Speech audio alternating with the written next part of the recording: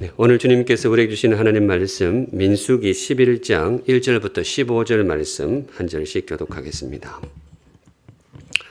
1절 제가 읽습니다.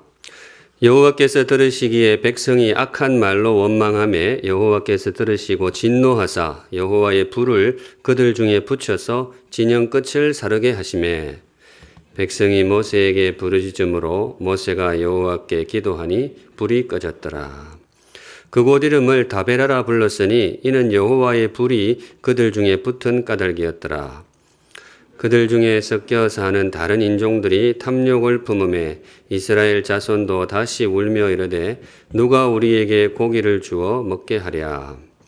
우리가 애굽에 있을 때에는 값없이 생선과 오이와 참외와 부추와 파와 마늘들을 먹은 것이 생각나거늘 이제는 우리의 기력이 다하여 이 만나 외에는 보이는 것이 아무것도 없도다 하니 만나는 가시와 같고 모양은 진주와 같은 것이라.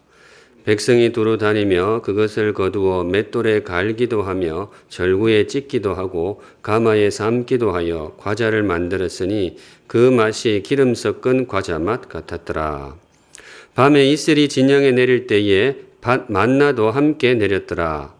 백성의 온 종족들이 각기 자기 장막 문에서 우는 것을 모세가 들으니라. 이러므로 여호와의 진노가 심히 크고 모세도 기뻐하지 아니하여 모세가 여호와께 여짜오되 어찌하여 주께서 종을 괴롭게 하시나이까? 어찌하여 내게 주의 목전에서 은혜를 입게 아니하시고 이 모든 백성을 내게 맡기사 내가 그 짐을 지게 하시나이까?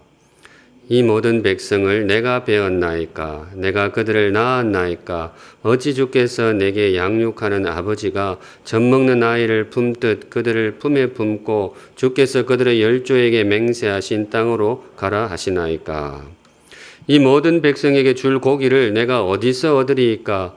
그들이 나를 향하여 울며 이르되 우리에게 고기를 주어 먹게 하라 하온즉 책임이 심히 중하여 나 혼자는 이 모든 백성을 감당할 수 없나이다. 같이 읽습니다. 주께서 내게 이같이 행하실진대 구하옵나니 내게 은혜를 베푸사 즉시 나를 죽여 내가 고난 당함을 내가 보지 않게 하옵소서. 오늘 이 말씀으로 주님 주시는 메시지를 함께 받도록 하겠습니다. 오늘의 말씀은 원망입니다. 원망을 묵상하는데요. 성경에는 믿음장도 있고 사랑장도 있습니다. 믿음장 그러면 보통 히브리서 11장을 이야기를 하는데요. 믿음에 대해서 자세히 다루고 있습니다. 사랑장은 어디 성경이죠? 고린도전서 13장. 사랑에 대해서 집중적으로 다루고 있습니다. 그렇다면 오늘 민수기 11장은 무슨 장이라고 부를 수 있느냐? 원망장입니다. 이 본문의 중심에 원망이 있습니다. 처음에 보았지만 1절에 여호와께서 들으시기에 백성이 악한 말로 뭐하매? 원망하매. 오늘 본문에 원망 이야기가 흐르고 있습니다. 원망 대신에 불평이라고 해도 좋아요. 새번역 성경, 요즘 새로 나온 성경은 이렇게 번역하는데요. 주님께서 들으시는 앞에서 백성들이 심하게 불평을 하였다. 원망 혹은 불평에 대해서 다루고 있는 본문인데요. 우리한테 그렇게 낯선 단어는 아닙니다. 원망 또 불평, 우리 살면서도 그런 경우가 많이 있잖아요. 살다 보면 원망도 나오고 불평도 나오고 그러는데 이스라엘 백성들도 그랬던 것 같아요.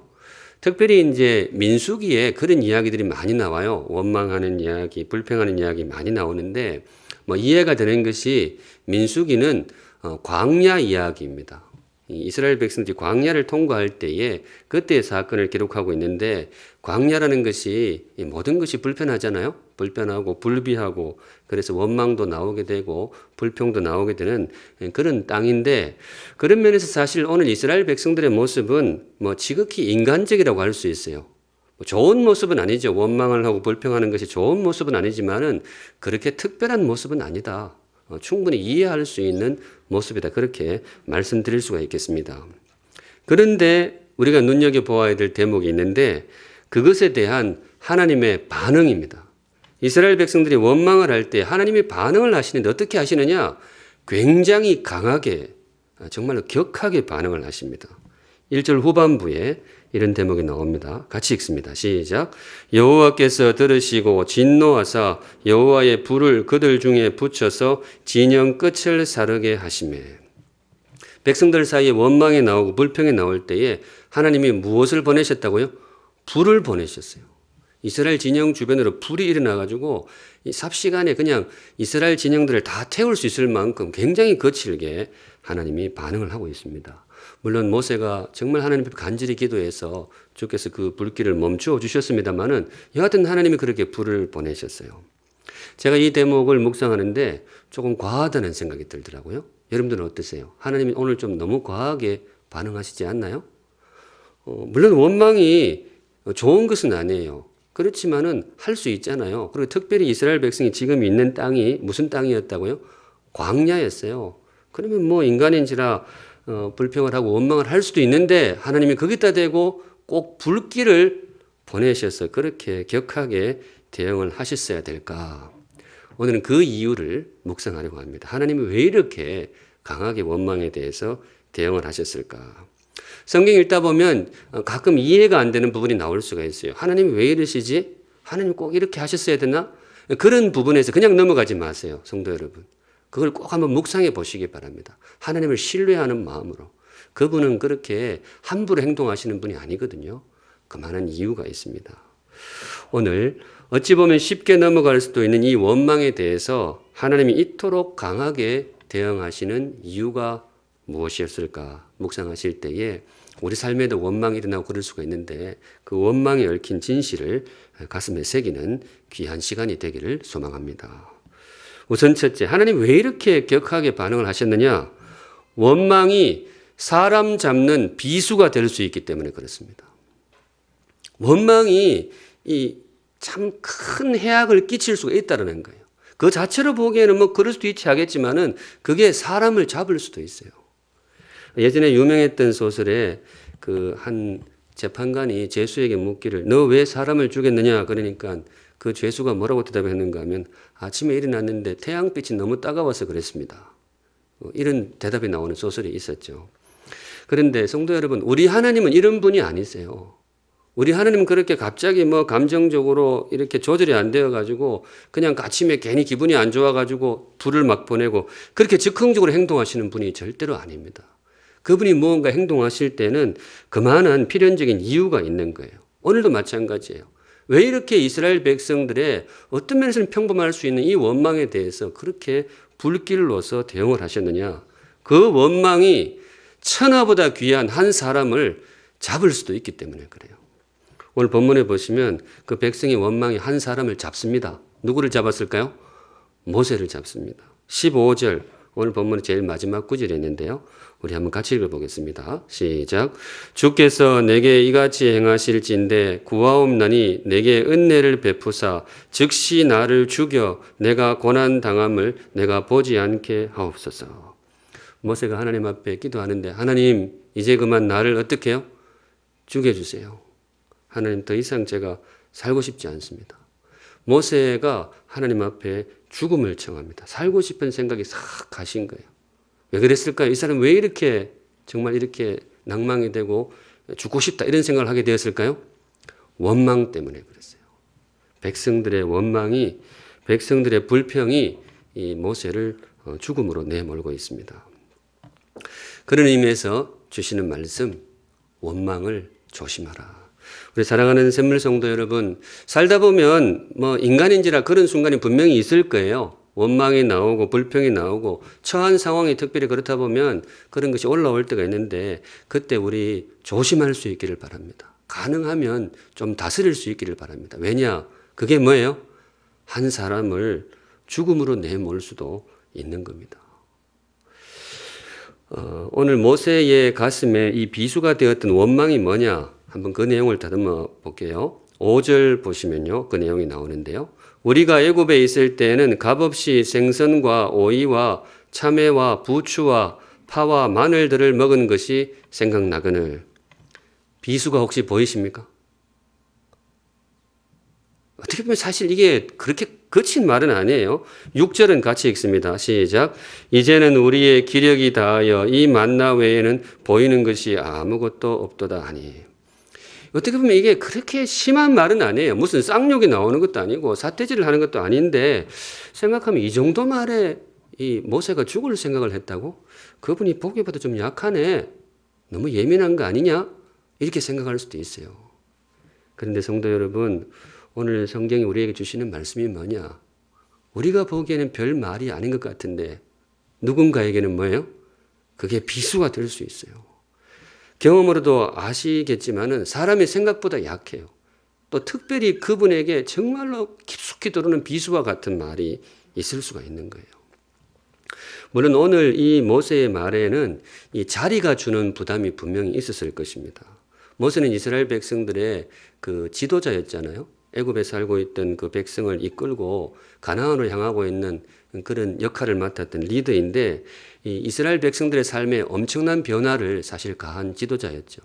그 지도자라는 자리가 어떻게 보면 굉장히 뿌듯하고 자부심이 있을 수 있어요. 남의 인생에 어떤 영향을 미친다라는 것. 살면서 그게 참 뿌듯할 수 있잖아요. 그런데 사실은 한편으로 보면 그게 굉장히 조심스러운 거예요. 누군가의 삶에. 물론 모세가 자기가 좋아서 한 건 아니에요. 하나님이 명령하셔서 이스라엘 백성들이 그렇게 했는데 이게 잘 되면 뭐예요? 잘 되면 인사를 얻어먹겠지만 일이 잘못되면 정말 곤란할 수 있는 거예요. 그런데 모세의 경우에 적어도 오늘은 백성들 사이에 불평이 나오는 거예요. 내가 저 모세 믿고 애굽 버리고 나왔더니 먹을 것도 없고 말이지. 아유, 영 잘못 따라왔네. 이게 이제 모세의 마음에 이게 비수가 되는 거예요. 이 백성들의 말이 그냥 모세 면전에서 이렇게 대놓고 한 말인지 아니면 뒤에서 소위 우리가 말하는 흔히 말하는 그 뒷담화였는지는 잘 모르겠어요. 성경이 분명하게 밝히진 않아요. 그런데 우리가 알다시피 말이란 게 그렇잖아요. 우리 옛말에 발도 없는 말이 몇 리를 가요? 천리를 가잖아요. 이상하게 그래요. 누군가에 대해서 말을 한 건 돌고 돌아가지고 당사자에게 들어가는 거예요. 그리고 오늘 모세에게 들어온 거예요. 그래서 모세가 그 백성들의 원망이 감당이 안 돼가지고 하나님 앞에 하는 말이 뭐예요? 하나님 저 이제 뭐예요? 죽고 싶습니다. 죽여주세요. 백성들의 불평 앞에 모세가 죽을 생각을 하고 있는 그 모습을 보여주고 있습니다.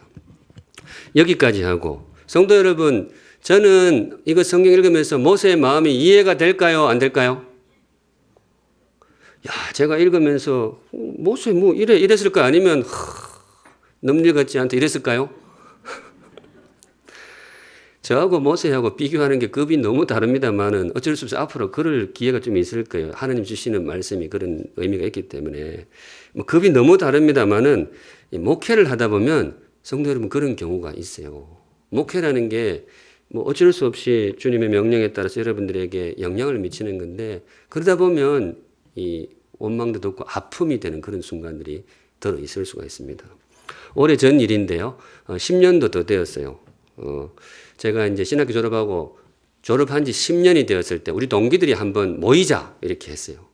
각자 흩어져서 목회를 하다가 우리 1박 2일로 모여가지고 수련회를 하자 이러더라고요. 제가 그 연락 받고 진짜 만사를 제치고 갔어요. 오랜만에 동기들 만나서 나도 한번 소위 회포를 풀어야 되겠다. 그때 좀 힘들었거든요. 그래 가가지고 이번에 나도 가서 동기들한테 가서 내 힘든 거 한번 쏟아놓고 스트레스 확 풀고 가야지. 그래서 짐 싸고 딱 갔는데 1박 2일 동안 제가 한마디도 못했어요. 왜 못했을까요? 다 한마디씩 하는데 나는 이 명함도 못 내밀겠어요. 이게 뭐 새벽 4시까지 그러냐 이러다가 눈이 시뻘개서 그냥 1박 2일 날아가 버렸어요. 그때 제가 깨달았죠. 나만 힘든 게 아닌구나. 목회라는 게 참 힘이 드는구나. 근데 대체로 이제 뭐 그 목회에 힘이 드는 게 뭔가 하면 말이 힘들더라고. 이 본문이 맞아요. 말이 힘들어요. 그러면서 동기들 돌아가면서 이야기하는데 야 나는 이런 말도 들어봤다. 나는 지난주 당회하면서 어떤 장로님한테 이런 말도 들었다. 또 이러니까 야 나는 어제 어떤 집사님한테 이런 말도 들었다. 뭐 이런 말도 들었다. 막 이러는데 제가 듣기에 그런 면도 좀 있어요. 쥐가 좀 더 잘했으면 그건 말 안 들었을 건데 잘하지 이랬는데 이게 어쩔 수 없이 이제 그런 듣는 말들이 있는 것 같아요. 그래서 사실은 그런 게 조금 그런 면이 있습니다. 실제로 제가 아는 목사님 중에 공황장애를 앓는 분이 있습니다. 신경과 약 드시는 분이 있어요. 그런 게 있습니다. 그래서 이 자리를 빌어서 우리 성도님들 부탁드립니다. 우리 사랑하는 샘물 성도님들 이 목사를 너그럽게 좀 봐주시기 바랍니다. 옆에 분하고 인사하겠습니다. 우리 목사 욕하지 맙시다. 마스크 잘 끼고 다짐하세요. 우리 목사 욕하지 맙시다. 물론 이제 목사가 부족해요. 부족하고 실수도 있고 그러는데 저 정말 샘물에서 목회 잘하고 싶어요. 그러니까 뭐 부족한 사람인 거 좀 감안하시고 좀 더 그렇게 봐주시면 잘할 수 있지 않겠어요? 그렇게 부탁을 드립니다. 물론 이거는 목사한테만 해당되는 것이 아니고요. 사람은 누구나 그래요. 사람이 어떤 상처를 받고 할 때에 특별히 무슨 물리적인 가해를 받는 것도 정말 큰 상처가 되지만은 이 생각 없이 던진 말, 이게 정말 비수로 꽂히는 경우가 참 많이 있어요. 정말 우리가 그건 조심할 필요가 있습니다. 이 성경에도 나오잖아요. 이 혀는 길들일 수가 없는 불길이다 이렇게 말을 하기도 합니다. 하나님께서 우리에게 입을 주신 것은 만난 거 먹는 것도 있지만은 이 말을 지혜롭게 하라는 뜻이 있겠죠. 우리 그런 의미에서 우리 샘물 성도님들의 이 입에서는 사람 잡는 비수가 아니고 쓰러진 사람도 살려낼 수 있는 이 따뜻한 격려의 말이 나올 수 있기를 우리 주님의 이름으로 축복합니다. 네, 우리 그렇게 살아가면 좋겠습니다. 한 걸음 나아가서 오늘 주님께서 이 원망을 이토록 강하게 다스리시는 이유가 뭐냐? 또 한 가지 이유가 있는데요. 원망이 하나님을 잃어버리게 만드는 단초가 될 수 있기 때문에 그렇습니다. 앞서 원망이 사람을 잡는다 그랬는데 사람만 잡는 게 아니에요. 하나님을 잃어버리게 만들 수가 있어요. 그래서 주시는 말씀이 함부로 원망하지 마라. 최근에 제가 어느 목자님 목장 일기 보다가 그 목장에서는 그 매주 이제 줌으로 모이시는 것 같은데 모여서 이렇게 책을 정해서 읽고 그러나 봐요. 뭐 목장 모임 그것도 괜찮을 것 같아요. 책 제목이 뭔가 하면 죽음에 이르는 7가지 대죄. 참 귀한 책이거든요. 사실 이 책을 제 은사님이 쓰셨는데 참 좋은 책인데 그걸 읽더라고요. 이 내용이 뭔가 하면 이 고대 수도사들 사이에 내려오는 전통이 있어요. 사람을 죽음에 이르게 하는 7가지 치명적인 죄가 있다는 거예요. 어떤 죄가 있을까요? 살인, 간음, 방화, 테러 뭐 이런 걸까요? 그런 거 안 나옵니다. 아니면 학교폭력, 가정폭력, 아동학대 뭐 이런 게 나올까요? 그런 것도 안 나와요. 그럼 뭐가 나오느냐? 조금 의외일 수 있는데 교만, 시기, 분노, 나태, 탐욕, 탐심, 뭐 정욕, 허영 뭐 이런 목록이 나와요. 이런 것이 이 사람을 죽음에 이르게 한다는 거예요. 사실은 육신의 죽음보다는 영적인 죽음을 이야기합니다. 하나님을 잃어버리게 만드는 치명적인 죄들을 열거하고 있습니다. 여기 나오는 목록들의 공통점이 있어요. 하나님과의 관계를 손상시킵니다. 신앙이 뭐냐? 신앙을 다양한 언어로 할 수 있겠는데 하나님과의 인격적인 관계가 신앙이잖아요. 하나님 우리를 온 마음 다해 예수님을 내어주실 정도로 뜨겁게 사랑해 주시고 우리는 그 사랑에 감사하면서 이렇게 예배하면서 살고 하나님과의 사귐을 누리는 것. 그게 신앙인데 그 연결을, 그 관계를 참 치명적으로 끊어놓는 것들이 있어요. 교만이 그래요. 마음속에 교만이 들어오면 하나님이 들었을 자리가 없어요. 탐심도 그래요. 탐욕이 있는 곳에 어떻게 하나님 들어오겠어요? 그래서 교만, 탐심, 뭐 정욕 이런 것들은요, 물리적으로 피가 흐르거나 뭐 몸에 상처가 나가는 그런 건 아니에요. 그런데 우리에게 정말 치명적인 하나님을 잃어버리는 그 영적인 죽음에 이르게 할 수가 있다는 것입니다. 그래서 고대 수도사들은 그런 죄들을 굉장히 경계를 했다고 해요.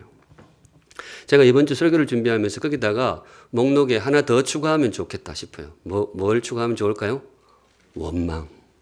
원망이나 불평.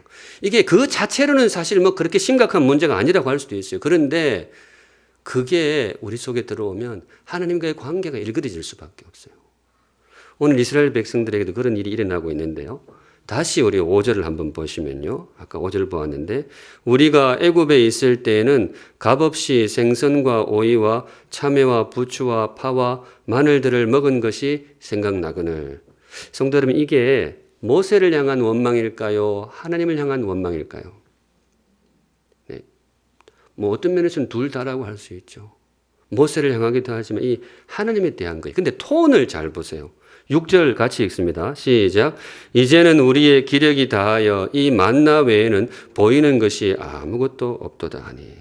제가 읽으면서 성경에 이제 원망이라고 써놓아서 제가 원망이라고 했는데 이걸 냉소라고 읽어도 좋을 것 같아요. 냉소. 이 톤이 이래요. 뭐 광야니까 먹을 것도 좀 부족하고 그러니까 맨날 만나만 먹으면 사실 만나도 굉장히 귀한데 그걸 먹어서 좀 실증이 났던 모양이죠. 그러면 차라리 하나님 앞에 가가지고 하나님 우리가 하나님 믿고 여기까지 따라왔는데 좀 잘 먹고 싶습니다. 주님 좀 좋은 거 주세요. 이렇게만 뜨겁게 부르짖는 것이 제가 보기엔 차라리 낫지. 이스라엘 백성은 어떻게 하는가 하면 그냥 혀를 차요. 아이고 뭐 하나님이라고 믿고 왔더니 별 뭐 먹을 것도 없네. 연기가 좀 됩니까? 근데 이런 태도예요. 제가 보기엔 이게 사실 하나님과의 관계에 있어서는 더 나빠요. 제가 언젠가 그런 말씀 드렸던 것 같은데 성도 여러분 원망을 해도 누구 앞에서 해라? 하나님 앞에서 하는 게 괜찮아요. 뜨거운 원망은 오히려 하나님과의 관계를 이어갈 수가 있어요. 하나님 정말 힘들어요. 도와주세요. 이건 차라리 낫지. 이스라엘 백성들은 이게 이 냉소로 가득 차 있어요. 이게 참 영적으로 치명적일 수가 있습니다. 성도 여러분 그런 의미에서 어떤 면에서는 가볍게 올라오는 원망, 불평, 냉소 잘 다스리시기 바랍니다. 그거 잘 못 다스리면 하나님과의 관계가 참 많이 손상을 입을 수가 있습니다. 그리고 제가 이번 주에 본문 보면서 좀 눈여겨봐야 되겠다 싶은 표현이 하나 있었는데요. 4절 띄워주시면요. 여기 이제 2차 원망이 시작되는 시발점인데요. 오늘 원망 사건이 두 개가 나와요. 1절에서 3절까지가 1차 원망이고요. 4절부터 이제 뒷부분은 2차 원망인데 같이 읽습니다. 시작. 그들 중에 섞여 사는 다른 인종들이 탐욕을 품으며 2차 원망이 시작되는데 그 발원지를 지목을 하는데 다른 인종들이라는 조금 이 마음이 부담이 있는 표현을 썼어요. 사실 역사적인 사실입니다. 이스라엘 백성들이 출애굽할 때 이스라엘 민족만 나온 게 아니에요. 출애굽기 표현을 보면 중다한 잡족이 나왔다고 되어 있어요. 노예로 살던 것이 이스라엘 민족만 노예로 산 것이 아니거든요. 다른 족속도 있었는데 출애굽에서 가나안으로 간다 그러니까 우리도 가고 싶소. 그러니까 모세가 다 오라 그랬어요. 하나님이 구약 시대부터 사실 인종의 경계를 두지 않았어요. 믿음으로 나오면 다 오는 거예요. 그런데 나와서 그 사람들 사이에 뭐가 나오느냐? 원망이 나오는 거예요. 근데 저는 이 표현이 뭔가 뉘앙스가 있는 것 같아요. 뭔가 하면 우리 안에 올라오는 원망이 단지 인간적인 결과물이 아니고 영적인 결과물일 수가 있다. 외부에서 유입된 것일 수도 있다는 거예요. 나는 그냥 우리의 현상 속에서 나타나는 우리의 원망이라고 생각했는데 그게 내 안에서 온 것이 아니고 어떤 면에서는 어두운 배후, 어두운 영적 세력이 우리 안에서 부추기는 것일 수도 있다라는 뉘앙스를 제가 이 글 읽으면서 느꼈어요. 여러분도 한번 판단해 보세요. 그런 의미에서 원망이나 냉소가 단지 우리의 인간적인 결과물이 아니고 영적인 결과물일 수도 있다. 성도 여러분, 우리 원망이 일어날 때 잘 다스릴 수 있기를 바랍니다. 그게 누군가에게 사람에게 상처를 주는 것도 큰 문제이지만은 나와 하나님과의 관계를 치명적으로 손상시킬 수도 있기 때문에 그렇습니다. 마지막으로 한 걸음 더 나아가세요. 하나님이 원망을 이토록 강하게 대응하시는 이유가 무엇일까? 첫 번째는 사람 잡는 비수가 될 수 있다. 두 번째는 하나님을 잃어버리는 참 치명적인 단초가 될 수 있다 했는데 세 번째는 중요한 이유가 하나 더 있는데요. 전염성 때문입니다. 원망에는 전염성이 있습니다. 작은 불씨가 그냥 두면 들판으로 다 퍼져나가서 온 들판을 살라버릴 수가 있잖아요. 원망이 그런 면이 있어요. 4절을 다시 보면요. 아까 보았던 4절을 다시 보면 그들 중에 섞여 사는 다른 인종들이 탐욕을 품음에 뒷부분 같이 읽습니다. 시작. 이스라엘 자손도 다시 울며 이르되 누가 우리에게 고기를 주어 먹게 하랴. 아까 제가 처음 이거 볼 때에 이 다른 인종들이라는 것에 어떤 어두운 배후의 그림자가 있다는 뉘앙스 같다 했는데 제가 보기 그런 의미가 분명히 있어요. 그런데 원래 문자적인 의미는 뭔가 하면 원래 문자적으로 이 4절은 무엇을 소개하는가 하면 원망의 전염성입니다. 처음에는 이스라엘 백성 사이에 있던 다른 인종 몇 사람 사이에 원망이 나왔어요. 그런데 그것이 잠시 후에 어떻게 됐어요? 이스라엘 백성 전체로 퍼져나가 버린 거예요. 전체로 퍼져나갔어요. 그 모습을 하나님이 보여주고 계신데요. 성도 여러분, 원망이 그렇습니다. 원망에는 전염성이 있어요. 사실 그래서 무섭습니다. 지금 우리 코로나 상황이 길어지고 있어서 사실 굉장히 많이 힘들죠. 처음 지난해에 3월에 그 좀 본격적으로 시작이 될 때에 저는 한 두세 달 있으면 어떻게 될 줄 알았어요. 그렇게 생각을 했었는데 이렇게 길어질 줄은 몰랐습니다. 속히 끝날 수 있기를 간절히 기도합니다. 그런데 코로나 상황을 돌아볼 때에 그 초기 대응에 대해서 아쉬워하시는 분들이 더러 있잖아요.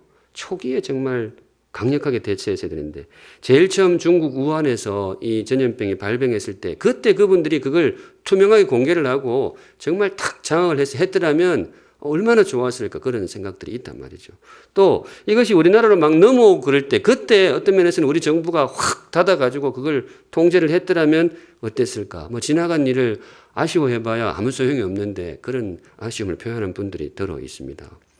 또 어떤 면에서는 그때로 다시 돌아간다 해도 완전히 봉쇄한다는 건 쉽지는 않잖아요. 경제도 살려야 되고 외교적인 문제도 있기 때문에 그게 쉬운 결단은 아닌데 여하튼 그 초기 대응을 조금 더 잘했더라면 좋았을까. 이런 아쉬움들을 표현하는 분들이 많이 있습니다. 왜냐?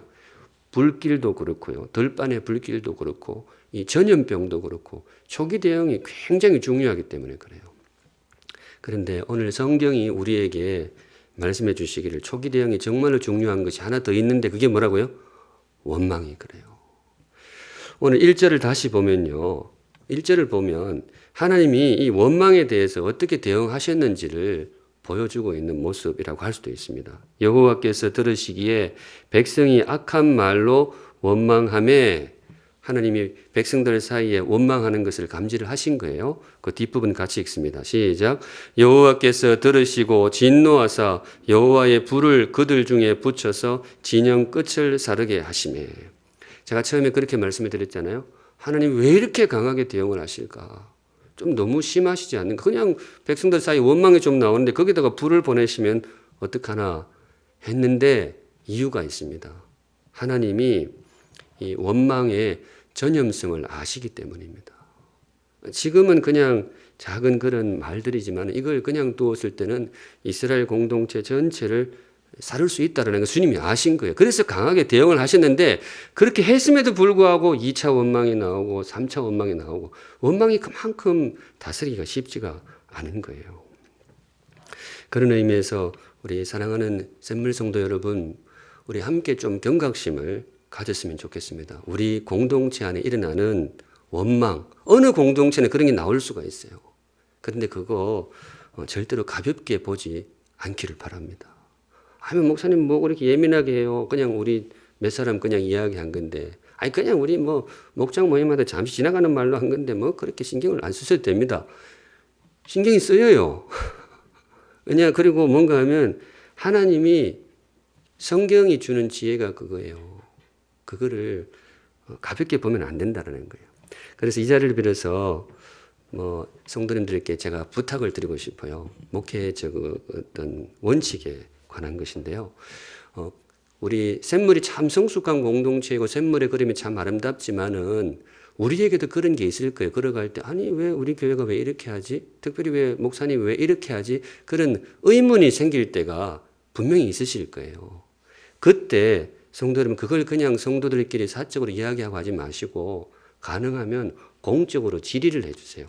물론 저 개인적으로 다 찾아오면 제가 설교 준비하는 너무 힘드니까 안 되고 장로님들께 여쭈신다든가 교육자한테 여쭤보시면 교회가 왜 그렇게 했고 목사가 왜 그렇게 판단했는지를 제가 최대한 성심껏 답변을 드리겠습니다.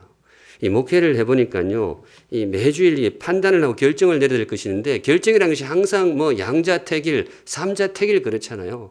선택의 기로에 있는데 항상 선택할 때는 이렇게 하면 이 부분은 좋지만 이게 좀 아쉽고 이렇게 했을 때는 이 부분은 좀 괜찮은데 이 부분이 아쉽고 항상 그 저울질을 하다가 공동체에게 가장 유익한 것이 무엇일까 이제 그렇게 나아가게 되는 거예요. 물론 그런 과정 속에서 미스하는 부분도 분명히 있겠죠. 그래서 질의를 해주시면 제가 소상해서 말씀을 드리고요.